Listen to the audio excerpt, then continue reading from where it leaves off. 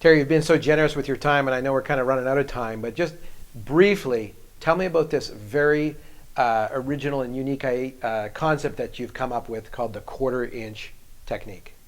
Well, this is something that's kind of unique to myself. It's called the quarter-inch principle, and it doesn't involve just bodybuilding.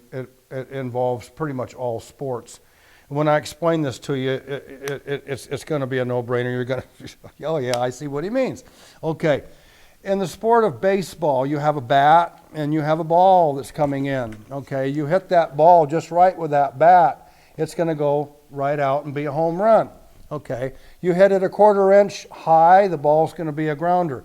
You hit it a quarter-inch too low, it's going to be a pop fly. That's a quarter-inch theory. That's baseball. Basketball, now you've got a ball with a hoop, okay? You shoot the ball and you're going to hit it a little bit too long, quarter-inch long, it's going to bounce off the back rim. You shoot it a quarter-inch too short, it's going to bounce over because it's quarter-inch too short, it's not going to go in.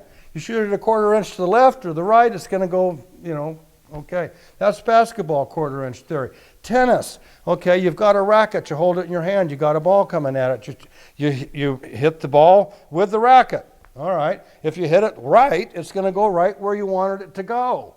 If you're a quarter-inch of an off this way with the face of the racket as it makes contact with the ball, it's going to go off to the left. If you're a quarter-inch off this way, it's going to go off to the right, high, low. The principle's the same no matter what the sport, no matter what you're doing. So it's the quarter-inch principle. I found that if you change your grip or if you change the angle, so if I move my elbow a quarter of an inch, it's going to change what happens up here.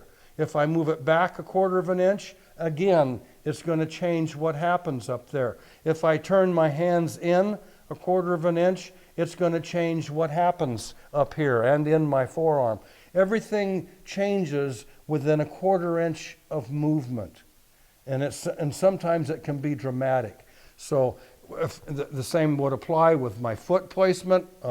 Whatever I'm actually happen to be doing, the quarter-inch principle is something that's fun to think about. It's fun to employ when I want to, because we have to remember, in order to work the whole muscle, we have to work the entirety of the muscle group. And in order to do that, we need to change grips and angles and so forth. Quarter inches, that's all there is to it. So to summarize, if you're doing bicep curls, yes, you could do 3 sets and just change it by a quarter-inch each time, and you'd be working out 3 different parts of your bicep muscle. Completely different part of the bicep. It's not that you'd be working out a different part of the bicep muscle.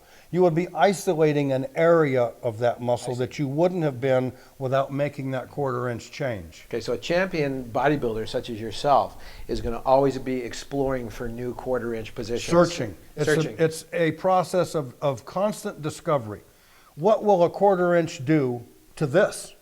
What will a quarter-inch do to that? Well, I've come to the gym sometimes and you've said, okay guys, we're going to change it up just a little bit today.